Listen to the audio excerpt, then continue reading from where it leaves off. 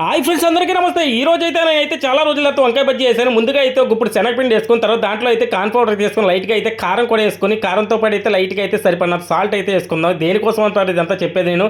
తర్వాత అయితే ముందు గరం మసాలా కూడా వేసుకుందాం. అలాగే అల్లం వెల్లుల్లి పేస్ట్ అనమాట వేసేది. ఈరోజు వరి స్పెషల్ అనమాట చేసేది. అల్లం వెల్లుల్లి పేస్ట్ వేసుకున్న తర్వాత దాంట్లోకి అయితే మాత్రం గరం మసాలా కూడా యాడ్ చేసుకోవాలి లైట్గా.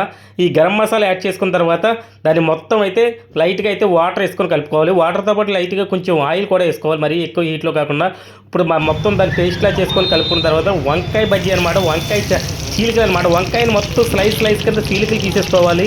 వంకాయ టోటల్గా చీలికలు తీయాలంటే ఒక చీలికే కాకుండా మొత్తంగా చీలికలు తీసుకొని దానికి మొత్తం మసాలా పట్టించి మొత్తం ఆయిల్ అయితే వేసుకోవాలి. చూడండి, బజ్జీ అయితే రెడీ అయింది. దీన్ని మిక్చర్ కింద అయినా వాడుకోవచ్చు. నేనైతే మాత్రం ఆనియన్ బజ్జీ టైప్లో అయితే పెట్టాను నేను.